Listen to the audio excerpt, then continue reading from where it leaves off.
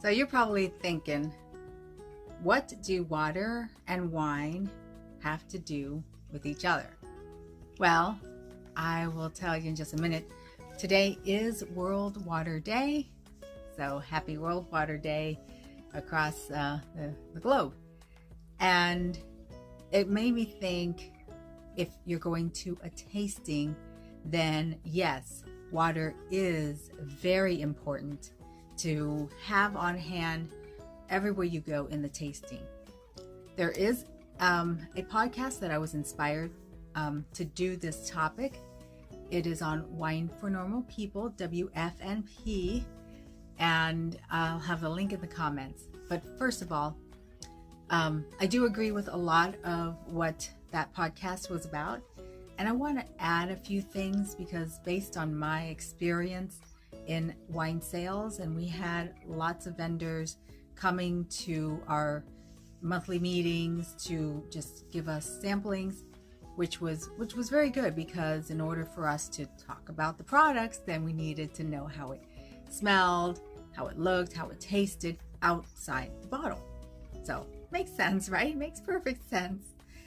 So in doing that, we all learned that food and water is utterly essential to diluting as well as filling up the stomach, filling up, making sure that the alcohol doesn't enter the bloodstream so quickly.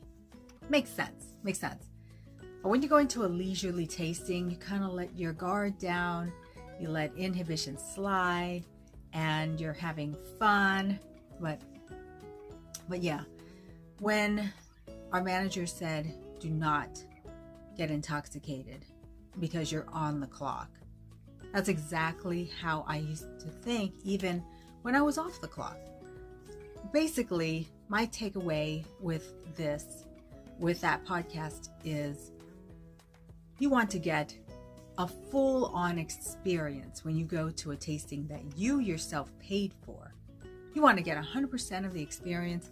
There's going to be lots of vendors there, and if you are already buzzed after the third table, well, that's, it's like you've already spent $100 for 3 vendors when you could have just gone to your local store if they had a tasting and had the same experience.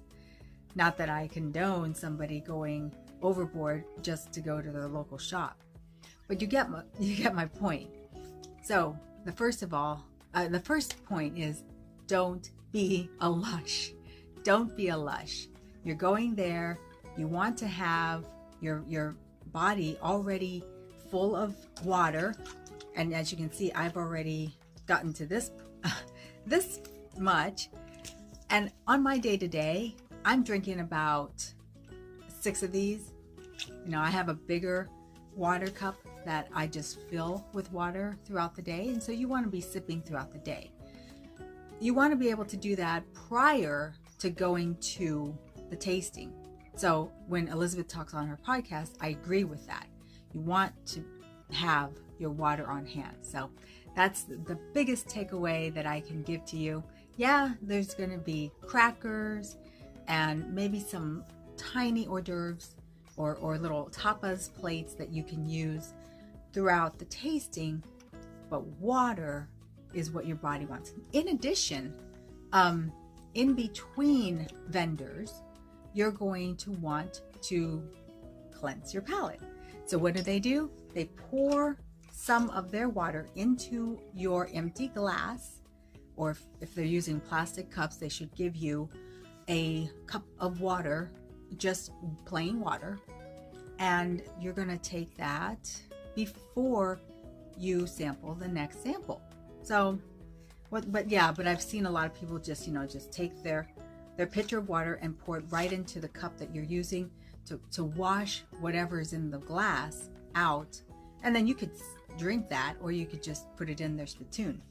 Speaking of spittoon, the spit cups, the spit buckets, everywhere in a proper tasting should be present. If not, then you can just grab a cup of your own and just make sure that you distinguish which one is for tasting and which one is for spitting.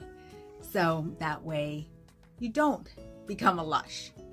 The whole point is to, again, get the 100% experience of a tasting that you paid for.